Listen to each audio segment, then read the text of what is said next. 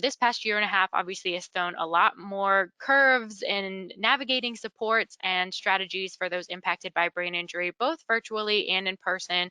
So I'm really thankful to have Brenda Egan Johnston, who has over 2 decades of experience in the field of pediatric brain injury, education, and neurodevelopmental issues in children. Dr. Egan Johnson is instrumental in the creation, ongoing development, and daily oversight of the nationally recognized Pennsylvania statewide Child and Adolescent Brain Injury School Consulting Program, also called Brain Steps, Brain Injury School Reentry Consulting Program. She also serves as a consultant for the CDC-funded study related to Brain Steps student outcomes. She holds a Doctor of Education degree in Mind, Brain, and Teaching, or Educational Neuroscience, from Johns Hopkins University. Additionally, Dr. Egan Johnson serves on the Board of Governors for the Academy of Certified Brain Injury Specialists under the Brain Injury Association of America. In this position, she is helping to write the pediatric portion of the new national concussion certification. Her brother sustained a severe traumatic brain injury, or TBI, when they were teenagers, which is where her passion for helping students began. And so thank you so much, Brenda. I am so looking forward to this presentation. I think it can be helpful for just so many individuals out there, and so glad to have you today. So I'll turn it over to you. Okay, thank you so much, Lauren. Lauren, can you see my main slide? I can. Okay, good. Then we are good to go. So let me shrink down my face so I don't have to look at me. Okay, everyone, thank you so much for joining me today to talk about what can school staff and parents do for students who are in the schools or who are participating in virtual learning. Interestingly, when Lauren asked me to do this presentation almost a year ago, it was going to be for students who are only doing online learning. Then as spring approached last year, we changed it to add in online and in-person learning supports for students with brain injuries because the pandemic seemed to be pulling back and students were going back to school. And then we had the Delta variant hit. So now we're looking at kind of a hybrid model. Schools are in, out, some have already started and have already shut down for 2 weeks. And so our states are very similar in what they are doing everywhere, actually. There's nothing consistently systematic. So therefore, we're going to talk today about different strategies that can be used with students after brain injury, whether they are learning at home, online, or in person. And we're going to talk about some of the pros and cons of that. Here's the learning objectives. And at the end, we'll be talking about, or interspersed throughout, different strategies that can be used for parents, school staff. And it's good also, I'm not sure the makeup of our providers here today. I just know, it's the majority of our audience, but if you're not school staff and you are healthcare providers, this will be just as relevant to you because I know that you are only here because you want to help children and teens and young adults in college also who are experiencing difficulties learning after brain injury. So what we know is that students now have more learning environment options due to technological advances that occurred over the past year and a half due to the pandemic. And we need to look at strategies that will work for students at home or in person, really as being the same as if they were in school, only tweaking it slightly for parents who may be at home supporting their child or guardians or other family members. First, I want to talk about common symptoms of brain injury. And really, this is all brain injuries, regardless of the severity, that are acquired. They can experience, those individuals can experience any of these symptoms. This is a symptom list taken from the Centers for Disease Control, and it's in 4 categories. So But really, this is used a lot, the symptom chart with students after concussion. So the first silo is thinking and remembering symptoms. So a student may have difficulty thinking clearly. They may feel slowed down, have difficulty concentrating at school, or have difficulty remembering new information, all of which, any one of which, can impact learning. Next, physical, headaches, extremely common. Fuzzy or blurry vision. They may have nausea or vomiting, especially early on, dizziness, sensitivity to noise or light, balance problems, feeling tired, having no energy. The student may feel more irritable, may feel sadness more so than prior to hitting or jolting their head, may feel more emotional, and be more nervous or filled with anxiety. And the last bucket of symptoms is sleep. The student may be sleeping more than usual, sleeping less than usual, or have trouble falling asleep. So it's important that when you're working with the school staff who are working with the student understands these are common symptoms and can understand what to look out for. And we'll talk about that as we go on today. So now when a student is online learning, they may have difficulties with visual scanning, and that involves searching and scanning for visual information. So when they're online, it could be overwhelming to have too much text on a page. And that's hard to navigate because we can't control all websites. So it's important that schools are using what's called Universal Design for Learning, UDL. And we're not going to dive into universal designs for learning today, but if you Google that, it is a really nice framework that sets up how most or all students can learn best based on these strategies that should be employed. So I suggest, Googling that. Visual attention can be impacted. So a student who has to mentally focus what's on the screen can have a lot of difficulties doing so after they've sustained an injury to the brain. Visual memory. They may have difficulty recognizing, encoding, which is taking information in your short-term memory or your working memory, then your short-term memory, and then solidifying it into your long-term memory. And then being able to recall that visual information may also be difficulty. So maybe it's getting into the long-term memory, but the student is having trouble recalling it or retrieving it even. In cognitive fatigue, it's very rare that I see a student after an acquired brain injury who is not experiencing some kind of cognitive fatigue throughout the day, more so than before their injury. And this is a decrease in cognitive energy that occurs from focusing on sustained cognitive demands, schoolwork, learning, and it's independent of sleepiness.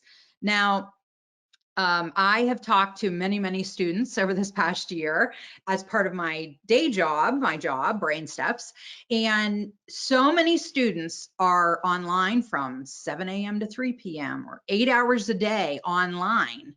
And so when thinking about this as a professional working with the parents, how can you help the parent to minimize issues that we know students may have with learning, like that are written here? What can we do to make things easier on the student? Also, common difficulties after brain injury that can interfere with learning regardless of the environment. And everything we're talking about today really is regardless of what environment the student's in. So a student may experience lack of motivation. They may not be initiating their schoolwork. That is common. I've seen a lot of students where the teacher says, okay, we're learning online. I tell the students what to do, and that student just sits there. Everyone else gets to work, starts their task, but all of a sudden this student is just not initiating their work. Well, if the student was in school, typically what would happen?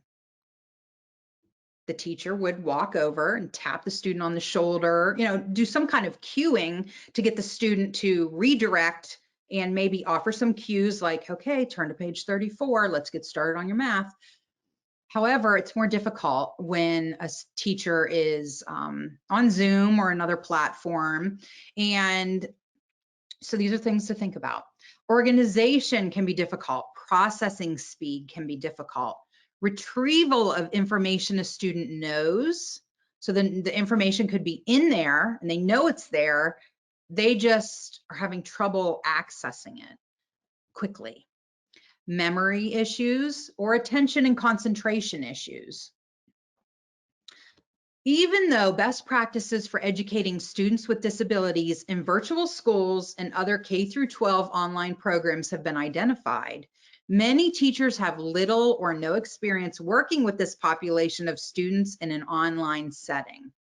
So obviously this quote was before the school shutdowns occurred in 2020, spring of 2020, but our schools were not all technologically savvy. We have come a long way in the past year and a half. Before COVID-19, teachers implemented academic supports. But now, when students have to suddenly go home because maybe they're going to be quarantined, or maybe the parents have chosen to keep their child out of school, maybe they're now homeschooling, maybe they're cyber schooling. And the difference between, just so everyone knows, the difference between homeschooling a student and placing a student in cyber school where they're home is that homeschooling removes a student from the public education setting, at least in Pennsylvania. And the parent uses, a curriculum, but they are not in the public school system or the private school system. And charter schools, cyber charter schools, virtual schools, those are typically, public school or private school affiliated. Excuse me. So removing the physical presence of a teacher to guide and support our learners can have an impact on how students learn, especially those with learning disabilities. So our students are already at a disadvantage when they return to school with learning issues based on symptoms, based on different difficulties they may now be experiencing in their cognitive processing. So online learning after acquired brain injury. When a school is in person, there are some benefits and some drawbacks. So when a student returns to school, often they will start with half days or maybe a class or two and proceed to full days. When they do that, they're missing instruction, and it's hard to make up and keep up if that happens for a period of time because they fall so far behind. When in person, rearranging courses to a time when a student is more alert can be difficult, especially if that class, like in high school, is only offered in person one time a day. So it's not uncommon to have a student who is more alert in the morning and more, tired, cognitively fatigued in the afternoon. So sometimes we may rearrange courses for them if it's possible. One thing that we have found really does not work well, that some schools were doing a lot a few years ago, was they would have a student come back and they would alternate. So a student would come back for half a day after their brain injury, and they would do, their afternoon classes one day, and then the next day they would do their morning classes. And then the third day they would go back and do their afternoon classes. Well, in theory, it sounds like a good idea. However, what we discovered was these students were really becoming anxious and stressed because they were missing so much. There were all these gaps. Now, every other day they were experiencing learning gaps. So that's something to think about. When learning is online, it is much more flexible. Online provides much more flexibility for all coursework, for a student to be able to repeat classes and courses. Also, credit recovery courses can be done online. So if we have a student who falls behind for a period of time, it's not uncommon for the school to work with the student to do a credit recovery course to catch up in a shorter amount of time, and that can also be done online. Before virtual learning, the responsibility for a student's learning was placed on teachers, on school staff. Teachers implemented academic supports, like I mentioned a few minutes ago. We had teachers who were cueing students to begin their work, to get back on task, to stay on task. But when students are home, they are no longer benefiting from being in the presence of good teachers who automatically do these things because that's what we were trained to do as teachers. And so what do we do about that? Well, we have to really work with the parents and the guardians, whoever is working with the student. Often it is the grandparents or the siblings. So are you able to work with them to talk about, here are some strategies that you can use with your brother or with your grandchild to help them stay on task, to reinforce learning. So it's really important to pull in that person who's at home and try to get them to be the good teacher. When students are at home, the demands of lights, sounds, movement from physical activity, and the cognitive demands of being in person at school often trigger symptoms. So, and it's not uncommon for a student to be at home for a few days after, say, a concussion. And then when the student returns to school, they may be at home and their symptoms kind of resolve over the first few days. And when they go back to school, it's not uncommon to see those symptoms spike again. And that's just because of the increased demands that are being placed on them. However, when a student's home in virtual learning, they have much more flexibility, unless, of course, the home is a stressful environment, which it is for many of our students. So it's important that, you know, the school knows and is thinking about how is the home environment. Can different strategies be put in place to help the student? We'll talk about what those are in a minute. But having that more relaxed schedule is very beneficial for many students. We used to not recommend cyber school for students after a brain injury because of all the visual issues that could cause headaches from visual scanning and visual attention issues after brain injury. However, it's a balance, and we are seeing a great benefit to many students who are home for a period of time online learning, as long as there is a close communication going on between the student, the parent, guardian, family member who's home with them, if anyone is, and the school staff. So it's really a village. It takes a village, because someone, especially for the kids in our younger grades, elementary school grades, they need help. They can't always implement the strategies themselves. They have to be reminded. Pacing learning is easier at home when it's virtual, and it's all about pacing after a brain injury. It's kind of like the Goldilocks theory. You don't want to do too much too early. You don't want to do nothing. It's a balance. You want to do it just right. So you need someone to kind of talk with you about what is that pace where we can keep the student under their symptom threshold. We're not spiking symptoms because they're thinking too much, thinking too hard, taking tests right now. Instead, we want them to be in the environment learning, whether it's online or at school, and pace themselves so they aren't spiking symptoms. So we will focus on, or we have been, at least through the program Brain Steps, we work a lot with the parents, the grandparents, the siblings, because we could teach them different types of learning and behavior supports that they can implement at home. So I want you to think about, what are the supports schools typically provide to students after a brain injury? And then how can those supports just be adjusted and tweaked to fit online learning needs of students when they're home?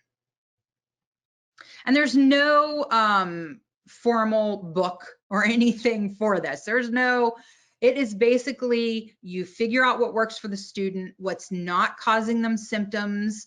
And if they get symptoms, it's their brain's way of saying, hey, slow down a little bit, back up, back off, let me, do my job. I'm recovering. Don't push me too hard right now. And so it's that pacing and that balancing act. So again, it's the same as being in school, but it's a little different. Now, online learning may result in increases in cognitive fatigue due to screen time. That is something that we have seen a lot over the past year. And there are things you can do for that, such as building in breaks.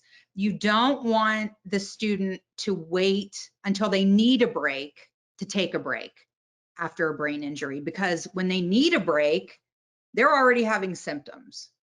Instead, you want to build in breaks, and that may involve the teacher cueing the student through Zoom or whatever platform they use. It may involve the adult who is there with the student, if anyone is, reminding the student. And students can rest more when they're home early on in recovery. However, I do have to say that this does not mean that students should be taking naps. The research coming out, or that's already out, on sleep and sleep after brain injury tells us that naps are not always great for students after brain injury because it throws off their nocturnal sleep habits. We want students to rest. And when I say strategic rest breaks, that doesn't mean sleeping. That means taking a break for 5 to 10 minutes before they experience symptoms, closing their eyes, putting their head down, just kind of taking a break, stepping back from the work. But we don't want them resting. I have students that say, especially when they're in school all day, they go home, they're exhausted by 3:30. And I have students saying, oh yeah, I nap every day for 90 minutes when I get home from school. And then I'm up all night and I can't sleep. Well, that could be because you're taking these 90-minute naps when you get home. And therefore, what happens is they aren't sleeping at night. They go to school in the morning, they're exhausted. They're already cognitively fatigued early in the morning before they even begin thinking in school. So talking to students, children and teens about sleep habits is critical. We know if you don't sleep, you spike symptoms, even if you don't have a concussion. If I don't sleep, I get a headache and I get achy. So, and I don't have a concussion right now, and that's just how I am. So, it's important to talk about sleep habits. Quick brain breaks are beneficial. We always recommend them, and then you fade them out over time. So in online learning, there are two types of online learning. There's asynchronous or synchronous. Asynchronous learning is when it is not live. Synchronous learning is when it's live. Many schools perform their virtual learning instruction through synchronous. So they are doing real-time discussions, question and answer periods via chat. But sometimes it may be more helpful for a student to be in an asynchronous class. Now, I know that you can't always request that. But if you can't request an asynchronous class, which means not live, it would be good if the teacher would agree to record their session and provide it to the student so that the student can then have repetition, because repetition after brain injury is very important for learning, for new learning to occur. So anything that they miss, they can follow up with by re-listening to the discussion. When it's synchronous and a teacher is doing a discussion where she'll post a question and then she calls on students to answer, whether they're typing the answer or whether they, undo their microphone and speak. We have to remember that after a brain injury, a student may have trouble retrieving information. or may have trouble with speed of processing. So it's important that the teacher, if this is how they teach and they are teaching in real time, they should provide the student with questions and answers, with the questions before the class, even the day before, so the student can review them, type up an answer, have it handy, so all they would have to do is copy and paste it, or use the microphone feature and just talk and provide the answer. But this engages the student in the lesson in a more beneficial way, so that they are able to still learn with the class and participate. Also, the physical process of having to immediately type can be really tiring and really difficult for a lot of students after brain injury. So just some things to think about. And asynchronous activities may be best, especially during those initial days post-injury, but I do know that, it's hard to, because a lot of schools are synchronous. So they're 8 hours a day live online. You can't get away from it in many schools. We talked about that.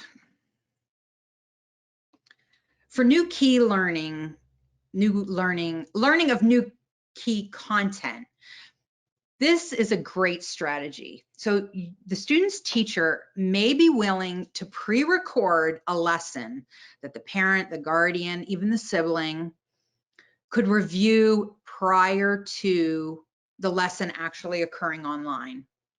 Or if they can't record something like a mini lesson, they could meet directly with the parent to pre-teach them the skill. So then the parent or the guardian or whoever's in the home with the student, even if they're not home with them live during the day because maybe they work, if they are pre-taught the skill that the student learned by the teacher in some fashion, then when they do get home, they can help reinforce the new learning, the new skill with the student. So many parents, the way that students are taught things like math is now very different from the way we learned it. So we have to remember that we have to have our adults in the homes also taught right now. If we want online instruction to really work for students, we have to be including whoever's in the home with the student. So pre-teaching is great. Also, a lot of them will use a paraprofessional to record mini lessons like this for parents. And then just, the teacher, you can ask if the teacher would record their online class sessions so the students can review them repeatedly as needed.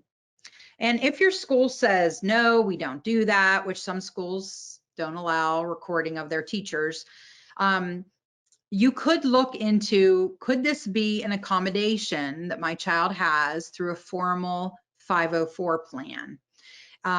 If your child does not have a 504 plan, a 504 plan is something that provides academic accommodations for students who have a medical disability that substantially impacts a major life function. And your school team, including, the parent, can meet to decide if a child after an acquired brain injury rises to the level of having a substantial impact to a major life function. So what's a major life function? Well, that could be reading, thinking, concentrating, even sleeping, which students don't sleep in school, right? Right. But if their sleeping is impacted substantially by their brain injury, that will affect them in school. So therefore, your child may qualify for academic accommodations under a 504 plan. And the point of my telling you all that is because often we will have students an accommodation that they are allowed to obtain is recording of virtual instruction if they need it to learn and if it's in their 504 plan or in their special education IEP plan. That's a whole nother training. So, all right. And we know that the students who were succeeding last year when everything was virtual for almost all kids they were in the classrooms with the teachers and paraprofessionals who were meeting either one-to-one or in small groups with the student after the lesson was presented for small group or individual targeted instruction. And for those of you familiar with like Zoom, which is used a lot in schools, you can do breakout rooms. And well, on all of these platforms, you could do breakout rooms. But that's where the teachers or the paras would then go in these breakout rooms and really reinforce those skills. Those are the students who are succeeding and who are not going to have a lot of issues this coming year.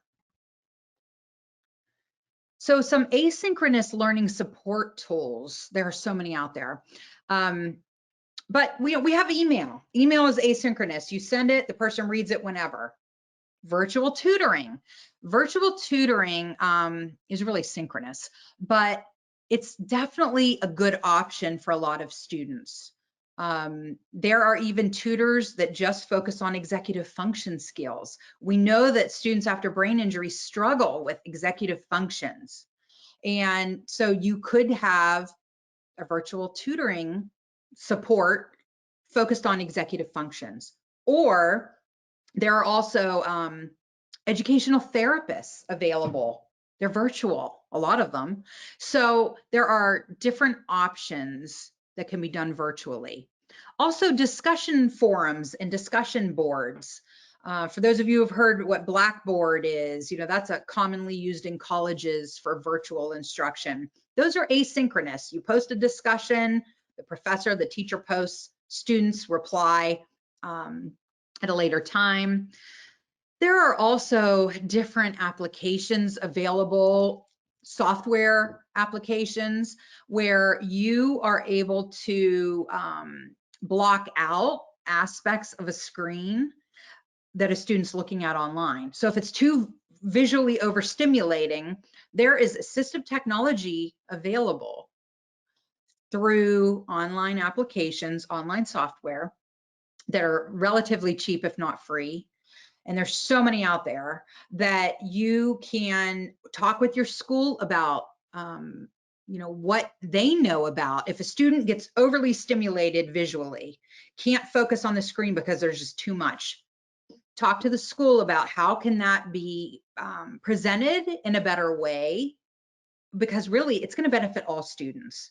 And if you have a child who is significantly struggling after a brain injury with online learning, you should ask your school for an assistive technology evaluation.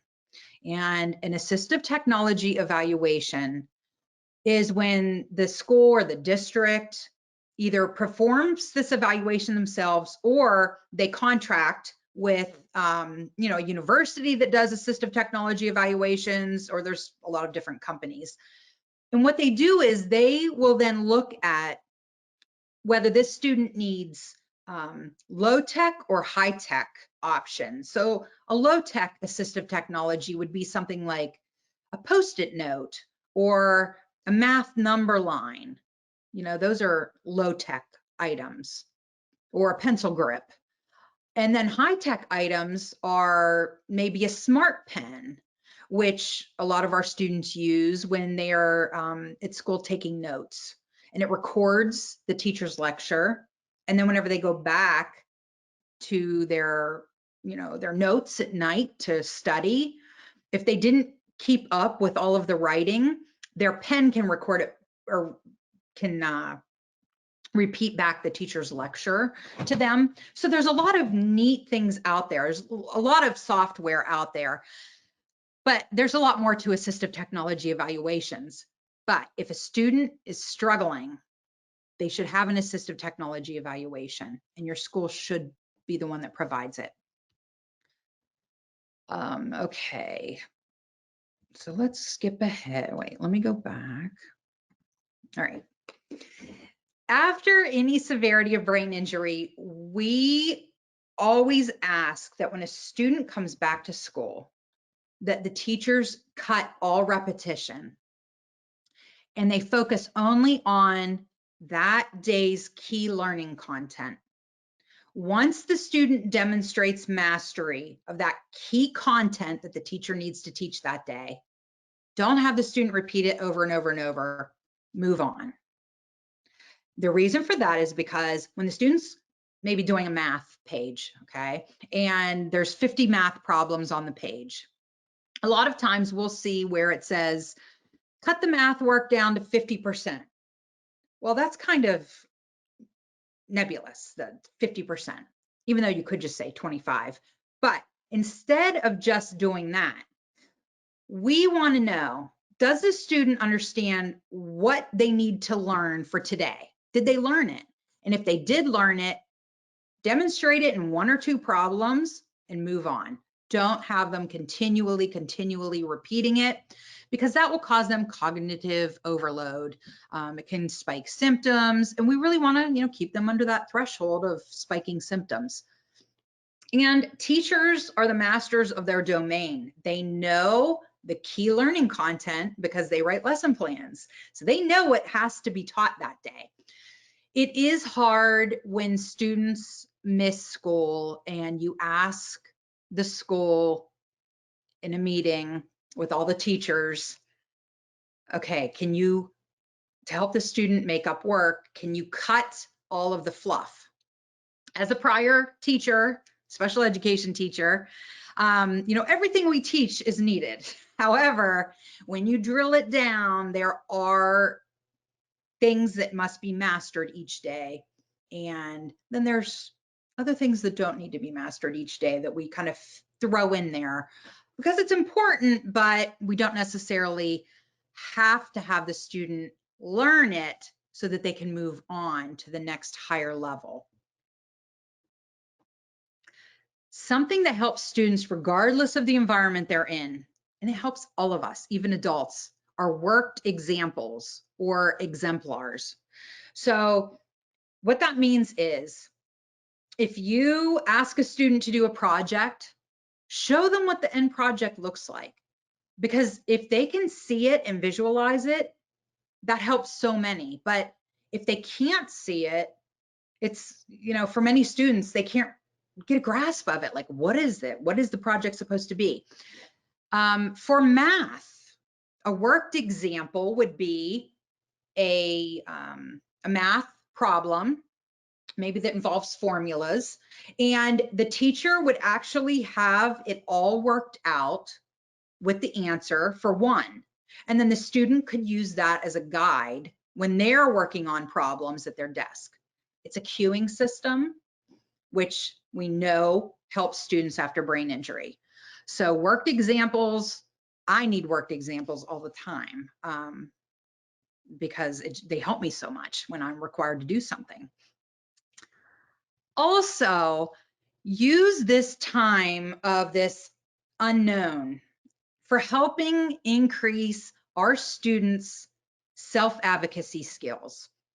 All of our students after any severity of brain injury, especially moderate to severe, really need focused instruction on self-advocacy.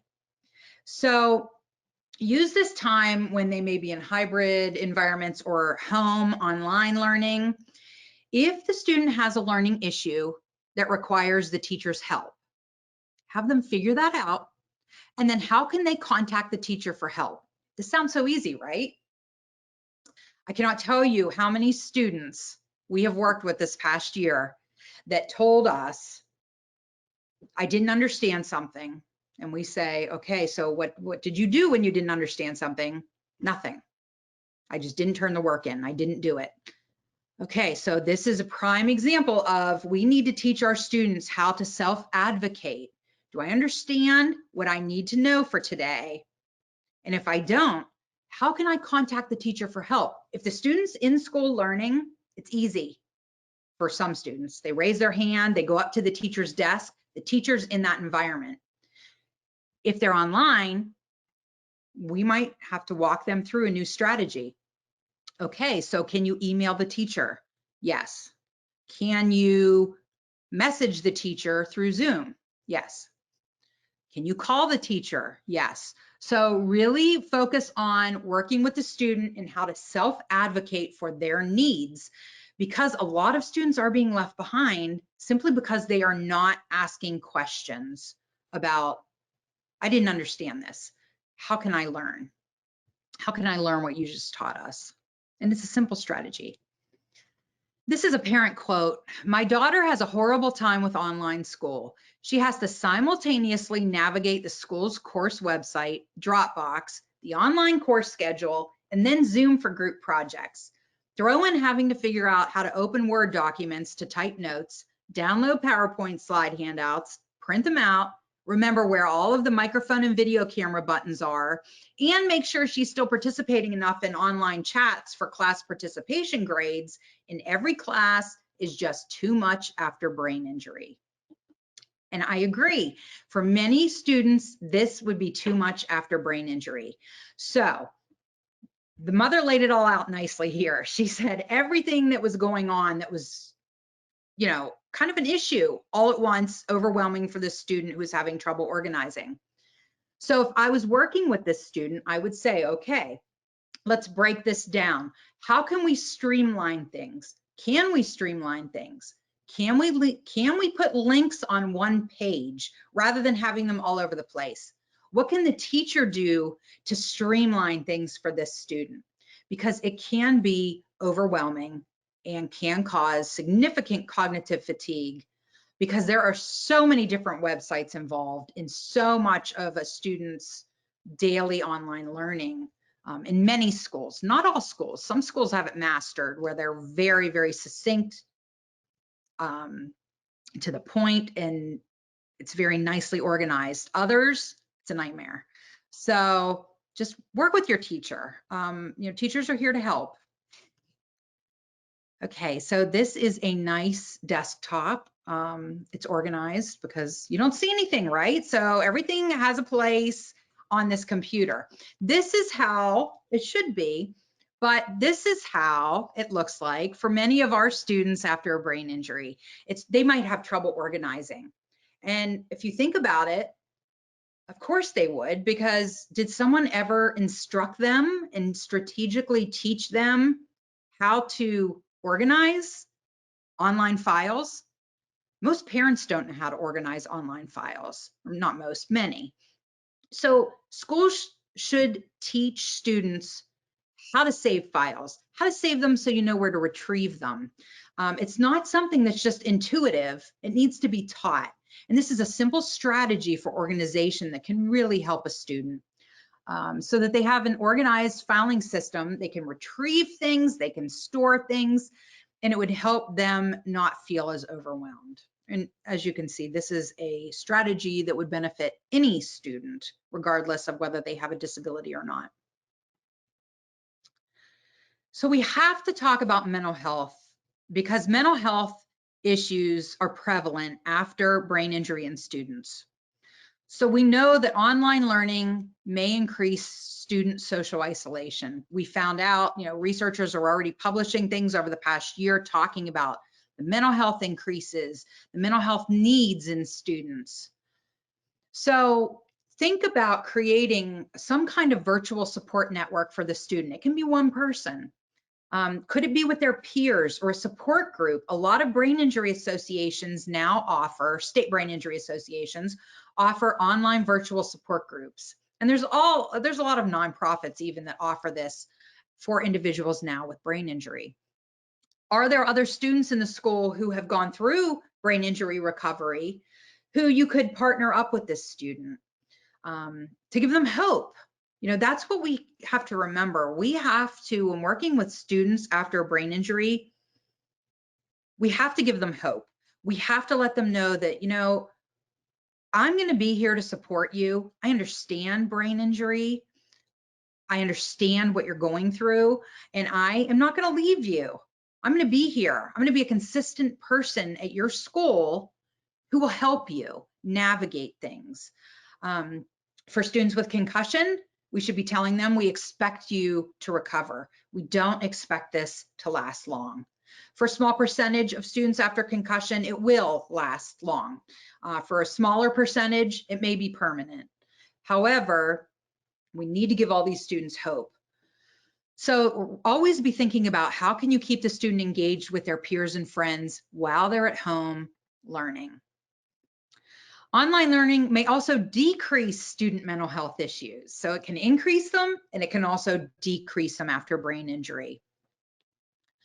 When the student's home online, they have more focused effort that can go towards learning rather than maybe exerting additional attention and cognitive effort worrying about the school bullies or other school-related anxieties that may have been pre-existing in the student's life.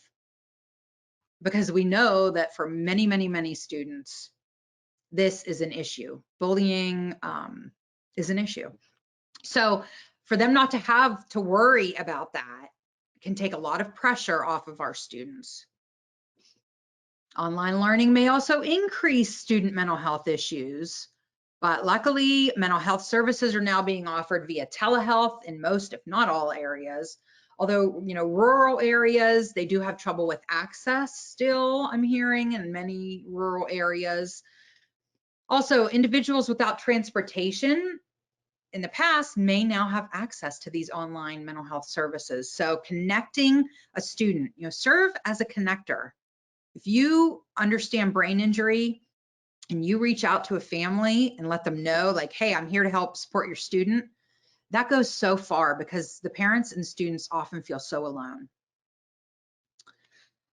When students are home and learning online, school staff are not as able to identify mental health issues because they are removed now from the daily interaction with the student. So before, the teachers could have picked up on slight issues that are manifesting in kids, but now without that face-to-face interaction with their students, they may be missing things. And so communication with parents about what they're seeing at home is important. Schools have school counselors, school psychologists, like schools are equipped to help parents navigate things when their child has mental health issues after brain injury, because mental health issues impact learning, just like a brain injury impacts learning. So ensure that the parents, the school counselor, the school psychologists are aware of red flag signs to look for regarding depression, anxiety, panic attacks, suicidal ideation, phobias, anything that could, pop up through all of this. And schools should be using screening tools virtually. At 4 weeks, if a student has not recovered from a concussion or from any severity, the school should be using tools to like, whether it's a school nurse, school psychologist, to screen for depression, anxiety, at the least. And then not just screen, but they have to have something in place. So if they identify a student as having these issues, what are the next steps, to help the student? The school staff could schedule private online sessions or phone calls to frequently check in with the student post-brain injury, but keeping that regular communication with parents. And this is something that we've seen increasing over this past year when schools started to open in the spring. Online learning may increase school avoidance issues in students with a history of anxiety, bullying, and prior school avoidance issues. Also in students who didn't have previous school avoidance issues. Something about the pandemic has spawned it in some students after brain injury. So in these cases, schools need to identify that and work with the parents to make sure that these students are identified. And a reentry strategy should be planned for the student to come back to school so that they are well supported. And the mental health provider should be pulled into this, the community mental health provider. If there's not one, suggest to the parents that there is one so that everyone can work together. And remember that students who struggled to learn and behave during in-person classes at school are likely to struggle even more online.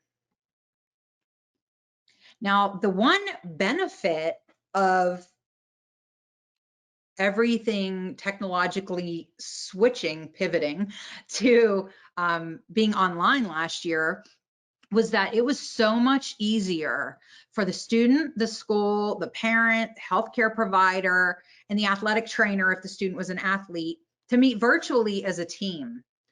Before, it was very common for most of our meetings that we would attend to help students after a brain injury. They were in person almost all the time. This past year, they were all online. It was great because then we had parents who maybe before had to work. Now they could just use their lunch break maybe, or take a little bit of time off and Zoom in from work. Healthcare providers who can't, frequently cannot leave their place of employment to attend a school meeting could in an easier way join a meeting online or on the phone. So this is a benefit. This is a huge benefit because for years we have talked about the fact that in the field of brain injury and education, getting all the players to the table, because this is a medical event, the brain injury is a medical event that has educational ramifications, learning and behavior. Well, if we aren't able to pull in the community providers the student may need, the school providers who are typically able to attend because the meetings were always held at school, but the healthcare provider and the parents, now we're getting input from people that we could not easily get input from before. And that has been the one benefit that we have noticed in Pennsylvania of things being virtual. So we have the pandemic plus online learning plus brain injury equals missed instruction plus gaps in learning core concepts for our students, which equals our students may not be prepared for a new grade level where they are learning higher content. This, if you've watched any news, everyone's talking about it. The COVID slide used to be called the summer slide for students. During the summer, it's expected that most students slide back a little bit. And that's why at the beginning of the school year, September, beginning of August, September, those months or weeks are initially spent reviewing content that was learned at the end of the year prior, before summer break. Now we have the COVID slide where students may not have gone to school, may not have been participating online.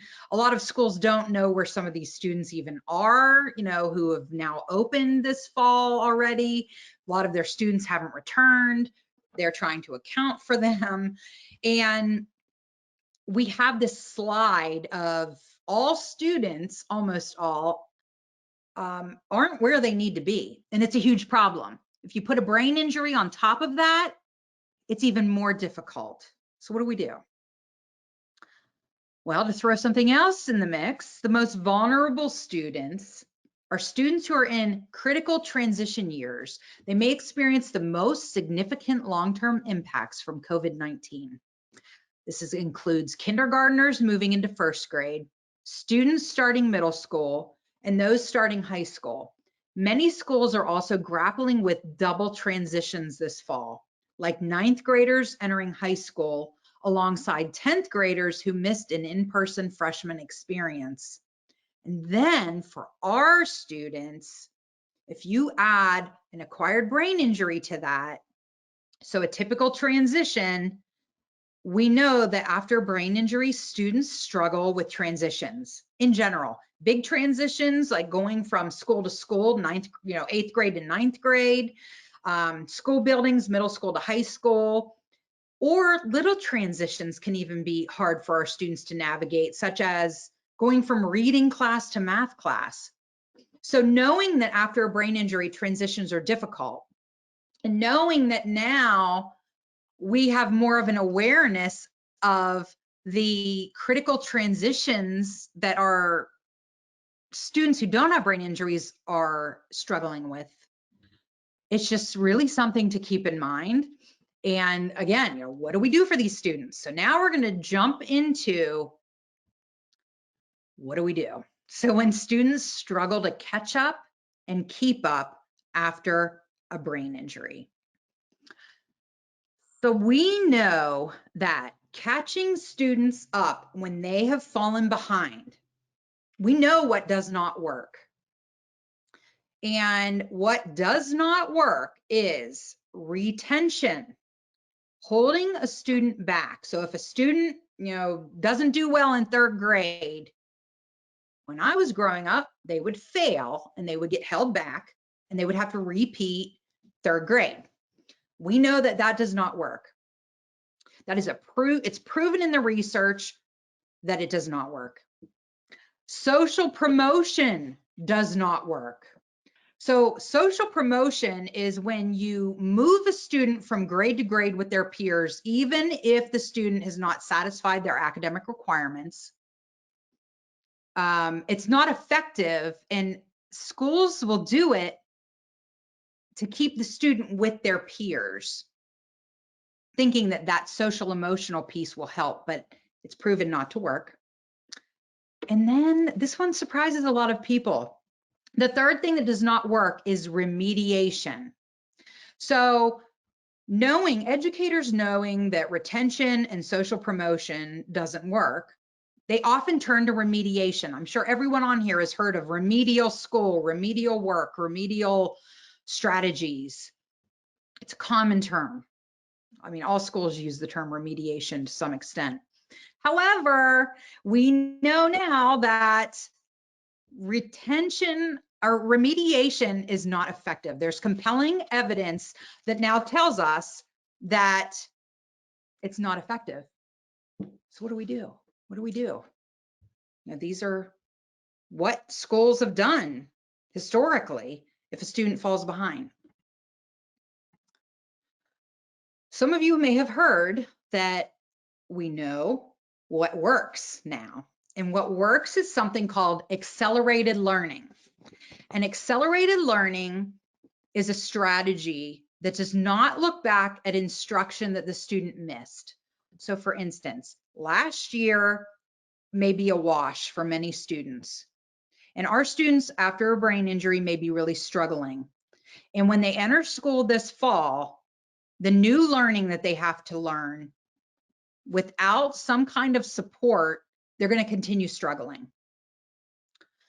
But accelerated learning is where the teachers focus on teaching the student grade level content, okay, and they provide them with help when they need it. That sounds basic. Isn't that what all schools do? Well, there's a little bit more to it. So it's very individualized. It's where a school makes a focused choice, or a teacher in a classroom where they say, okay, I am going to diagnostically assess every student. It can be done informally. It does not have to be a formal test. Teachers can find out where the student is in their abilities for the fall. They also need to map out what the student needs to learn this year. So maybe it's 3rd grade. What does the student need to know this year? What are my things as a teacher, my core concepts I have to teach? Then I map backwards and I look at what skills do my students need to have from 2nd grade in order to do this skill. Not everything that they learned in 2nd grade, just targeted. What does the student need to know to get this concept I'm teaching? It's not a just in case remediation. It's called just in time scaffolding. And for those of you that know the different learning processes, and you know Vygotsky, he was a big proponent of scaffolding. And many of our teachers use scaffolding always.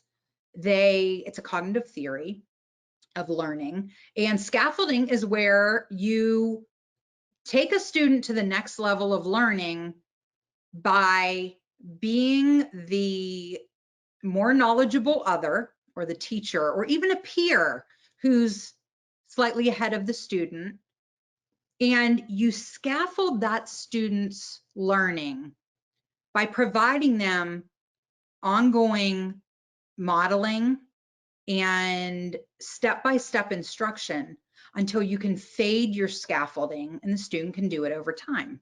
So I know for a lot of you, these terms I'm using may be new. And so just use your handout You can Google the terms. If you Google accelerated learning in Johns Hopkins University, you will get lots of good information. But this is what all schools should be doing, accelerated learning for 2021, 2022. Some are, some are not, but this is what works. Just-in-time scaffolding pushes students forward, learning grade level content while bridging that gap of all the instruction that they missed the year prior. So the teachers strategically identify the critical skills, the critical concepts that a student needs to fully understand the new higher level content. And then they teach them without repeating the entire year's worth of instruction. So this is for all students, okay? But what about for students with brain injury? How does this work for them? They too can benefit from accelerated learning strategies. However, we have to make sure that the teachers are providing them with additional repetition and cueing strategies that are vital to students after brain injury for their learning. We know that this is helpful. Also, the literature tells us that validated instructional practices, that this is a key slide, validated instructional practices for students after brain injury, which means there's some research behind it. There are two things that are used a lot. One is errorless learning, and two is called direct instruction. Again, Google that to learn more. There's lots of YouTube videos.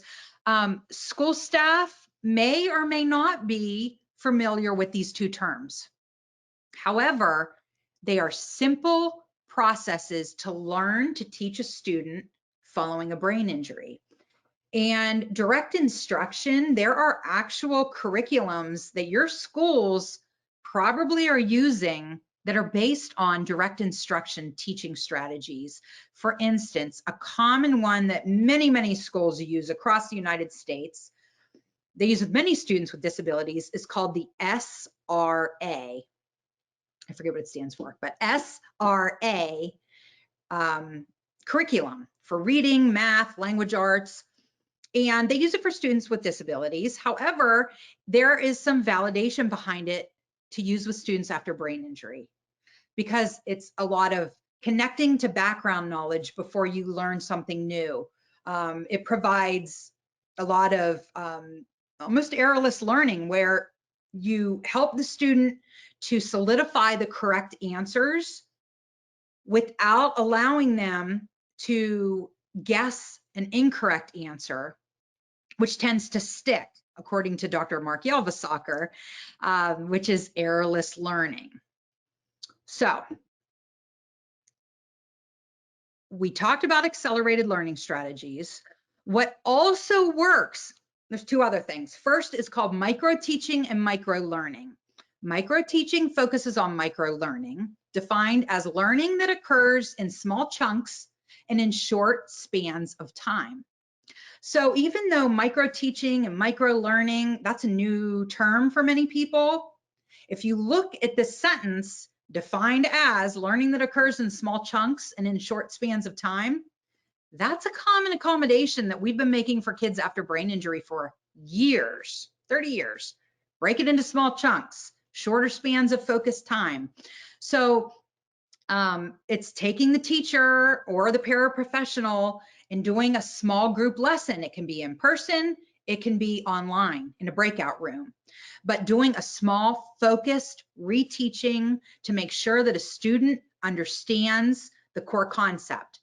Or if a teacher has done the diagnostic testing of all 20 students this fall in her class, and she identifies that 5 students do not have 2 basic concepts that they should have at the start of 3rd grade, she can meet with them or have the paraprofessional meet with them to do accelerated learning and teach them those concentrated, specialized skills that they didn't get in 2nd grade or maybe missed because they were home during the pandemic. Make sure they know it, teach it with precision, then they're ready with the class to learn something new. our students after brain injury will probably struggle more with new learning because that tends to happen, but there are common strategies like we've been talking about all day here that can work. And another one is tutoring. Tutoring is research-based, and if it's done correctly, it can be so beneficial. And we've been talking about how it can be done in a beneficial way. If you look up this citation, UNESCO, they have white papers and reports on a blueprint for tutoring and how the Department of Education, the federal government, should look at tutoring and implementing it as an actual school process. It's really fascinating, but there's research behind this. So accelerated strategies is one. Micro teaching and micro learning is the second strategy, and tutoring is the third strategy. These three work. What doesn't work is holding a student back, promoting a student just so that they can remain with their peers, and remediation. So with that, let's go to this. So now we're going to transition a little bit, and we're going to talk a little bit about hybrid in-school and online learning chart. So this chart is from Get Schooled on Concussions. This is the website to access the chart, Get Schooled on Concussions. If you go there, you can download it. But it's a nice chart that can be shared with school staff. It can be shared with parents. So if you're medical providers, healthcare providers here, this could benefit either, because we never know. A school could start in person, and then all of a sudden, if a student suddenly has COVID, students in that classroom may be home for a period of time, 2 weeks or so, doing online learning. So this is just a guide for school staff that talks about different things and parents that can be done. Pacing, as you can see under the at-home learning, we talk a lot about pacing under both. We talk about not allowing naps. And, there's a myth out there that students should not use the computer. They should be banned from screen time if they have a concussion. But there's really no research saying that at this point in time that screen time is bad. What isn't good is if a student is doing something and they get a headache or they get another symptom.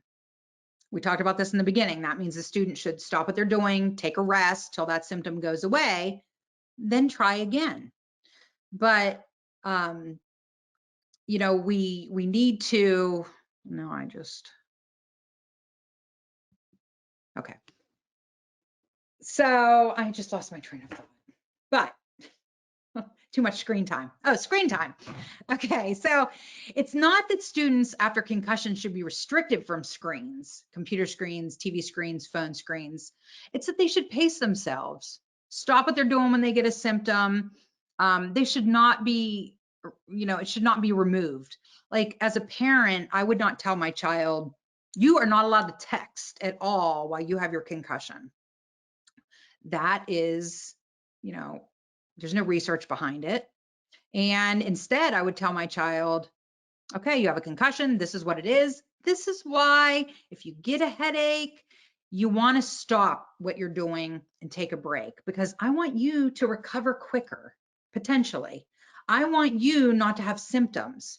I don't want you to push through your symptoms early on, because we know if you push through your symptoms those first few weeks, your recovery can not only take a lot longer, but your symptoms will get worse. And we don't want that to happen.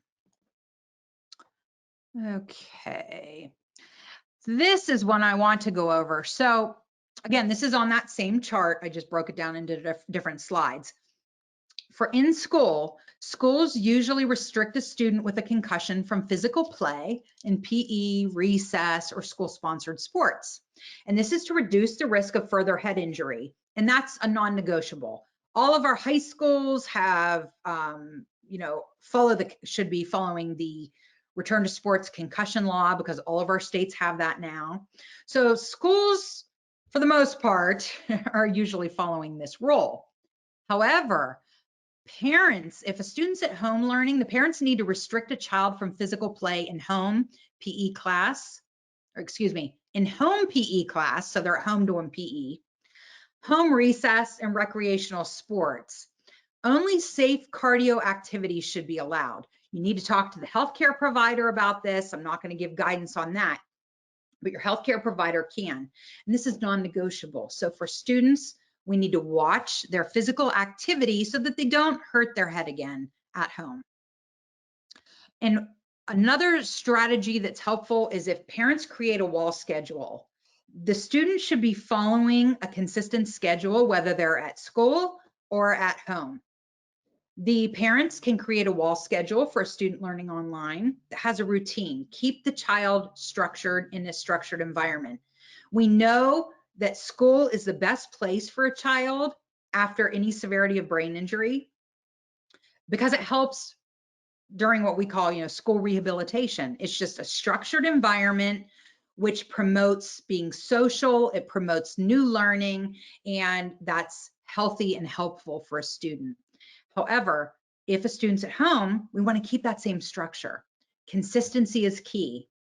The students know what to expect, what's expected from them, when it's expected, and they may feel more comfortable. Have them, the schedule that has each class they have.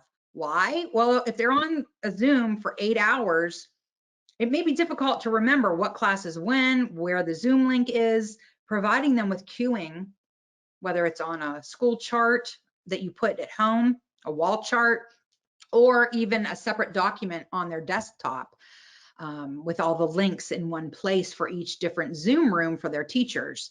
That will help cue them. It's less cognitively fatiguing trying to find all the different links, and they know what's expected of them, what time it's expected, where they need to be. And it can help them feel comfortable and potentially reduce anxiety, which we know can spike concussion symptoms. So as you could see, this is something simple, but it really can have big ramifications for students. And then if a student's home, they still have their specials. So their music, their art, their lunch. So for music class, the parent could schedule a time each day that the child focuses on meditative sounds or songs. And this will help to alleviate overexertion and promote a sense of calmness. For lunch, let your child eat together with siblings or with friends via Zoom. This can promote socialization. For recess, let your child have free time to play. And then on the last slide, we talked about, no contact sports during that time. And for art class, let your child do an art project using craft supplies you already have in your house. You can also search the words easy art projects using everyday household items on Google. There are lots of things you can do, but it's a way to keep students structured at home, but still learning. And then along with the bathroom breaks that they used to have regularly, like in elementary school, combine that with pacing, eye and brain breaks. Again, short 5 to 10 minute periods where it's scheduled that the child would rest, put their head down. They are not napping during this time. They're just taking a quick brain break or eye break. And for physical education, set a time the student can go outside, do the safe cardio, physical movement, whatever the healthcare provider instructs, but nothing that's risky where they could re-injure their head again, because we know that the brains of a student that are in the process of recovery are more vulnerable to less force causing additional damage if they hit their head again. Okay, so the things that I just went over in the last maybe 10 slides can be found here at getschoolsedonconcussions.com. And that's a great website where there are tip cards that rotate in and out, like the chart, the hybrid in-school versus online learning. There's probably, 50 or 75 different tip cards. Dr. Karen McAvoy from Colorado and I run this website. So we're always rotating we call them tip cards, but there's tons of great information specific to concussions on this website. And then at brainsteps.net, I've included links here for first a 37-minute online learning video that I did last year for school staff. It's free, anyone can use it. You can even post it if you want. You know, I don't care what you do with it. We also worked and created a statewide guidance document from the Brain Steps program in Pennsylvania and Colorado, because we're in 2 states. So we created an online document that talks about lots of strategies to use with students after brain injury when they are participating in online learning. And it really breaks down different software, different applications online that you can download and use to help with highlighting things online, to help with visual scanning, to help with not taking notes, but being able to dictate notes. So there's lots of good strategies in there that you can click on, and it will take you right to the site where you can access that assistive technology. And then we have an accompanying video that supports the document that was created by one of our Brain Steps team leaders. So that's another resource. And then finally, if I had one website that I would say, as a professional in the field of brain injury, working with students for the last, 20 some years, this is the website that I turn to more than anything else. So it's based off of Dr. Mark Yelvisacker's work. He has since passed away, but he was a true advocate. He was a speech language pathologist, and he did tons of research around self-regulation after students with brain injury and executive functioning and behaviors. It is so packed with good information. It's provided by the Brain Injury Association of New York, so another brain injury association, and I work at the Brain Injury Association of Pennsylvania, so we're a good resource, all of us. But this is a gem of a website. It's good for medical providers, it's good for teachers, it's good for parents. I love it. It has concrete strategies, so rather than bore you today with tons of strategies, just go to this website, and it's easy to find. You identify the issue your child is experiencing, you click on it, and it gives you tons of ideas for strategies that work for kids after brain injury. I love it. The only thing it doesn't really have is an update for online learning. So hopefully you got some things out of today's presentation that you don't need that. Here is my contact information. If you need anything, feel free to contact me. I see I have the word contact in there twice, but feel free to contact me. My personal email's in there and my website. So it was great today, and I am happy to take any questions that you may have and try to answer them.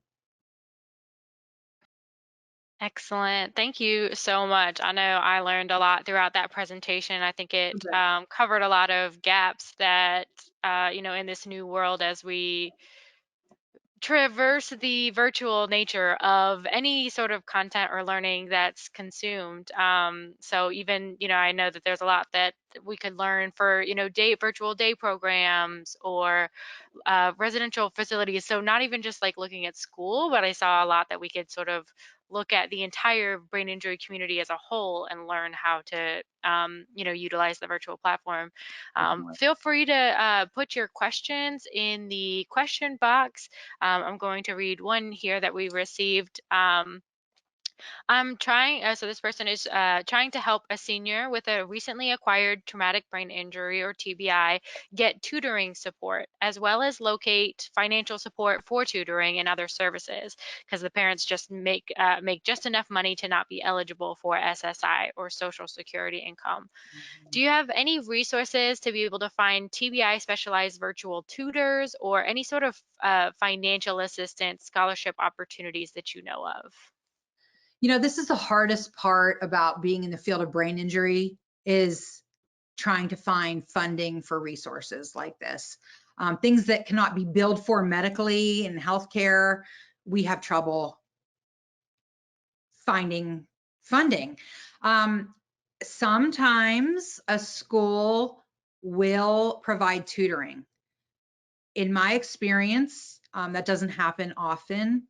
However, I would go to the school, talk with them. If they don't have, if they refuse to pay for tutoring, you could talk about, is there a way you could have a reduced fee where, the parent could pay on a sliding scale? Maybe they might have other teachers who might be willing to do that if it's a student in their school. Or another thing that we have tried before is we tap into students who are in college who are going into the education field. Often they need to get hands-on hours working with students. So sometimes, if you have a college or university around you, or even virtually now, you might be able to talk to, the education department on a college campus and see if they have any students that would be willing to do that for credit time or, certificate or whatever. Yeah, I always like those creative ways to, utilize some of Yeah. the people that are looking for that help and things like that. We had another comment really talking about, having really difficulties with keeping up with the coursework virtually and online, but their brain injury being kind of undiagnosed.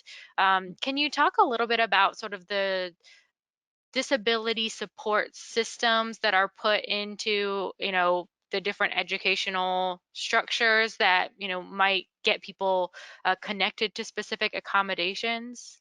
Sure.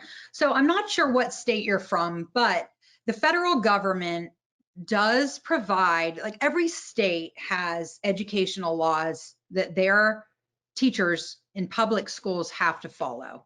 And there are two different versions. So I talked about Section 504 plans. Section 504 plans are enforced by the Office of Civil Rights. And Section 504 plans provide students after a brain injury that may not, well, so it should be diagnosed to access any services at school. Okay. However, I know that, like we often run into students that move here, migrant workers will come to our state. Their child may not have any papers, but the parent has a credible history. They can tell us a credible history about their child's brain injury. They may not have the documentation, but they can tell us about that. So a lot of states are moving to being able to do a credible history in lieu of having an actual medical diagnosis of brain injury to access educational services. So in school, if you think a student's had a brain injury, you should write a letter to your school, sign it as the parent, keep a copy of it, and say that whatever your child is struggling in, list it out. And you could ask to have an evaluation of your child to see if your child qualifies either for a 504 plan, which is not special education, it's just academic accommodations, or special education, which would be through an individualized education program or individualized education plan, IEP. Anytime a student struggles at school, even if the school doesn't know a student's had a brain injury, if a student is struggling to learn or behave, it is a school's responsibility under federal law to identify that student, evaluate that student, and provide what that student needs. So there's a lot that goes into this, but that's like the basic. If a student's struggling, it doesn't matter if they have a diagnosed brain injury or not. Make sure the school knows about the brain injury, tell them the details of the brain injury. I know like in Oregon and in Colorado, and I believe Virginia and in Pennsylvania, we can use credible history in lieu of a medical diagnosis because it's so many students don't always have a medical diagnosis of brain injury. That is a slippery area. It can be a gray area, but if you go through training to understand how to do a credible history of brain injury interview as an educator, that's what we do. But there are services out there, and schools really do need to be identifying students on their own. If they aren't, the parent can write a letter and request that they do something about it. And then once they receive that letter, they have a certain number of days that the school has to meet to figure out what they're going to do. Excellent. So definitely, resources out there, options out there. If you're out there, you're feeling kind of alone or not sure what to do, you're struggling with kind of juggling all the different hats and all the different circumstances after brain injury. We encourage you to reach out either to us. You can reach out to Brenda. You can reach out to your school, learn more information. We're getting very good comments on the webinar. Thank you for Sure. providing the information. Very informative. So I'll leave the last words to you, Brenda, but I'll say thank you all for joining us today. We also have a support group that meets for back to school. I know that you had mentioned that kind of support groups being an option. So I'm going to put that in the chat. You can email uh, I'll put the email out there. So, but other than that, thank you guys so much. We hope to see you at the next webinar, and I'll leave Brenda with you with the last words.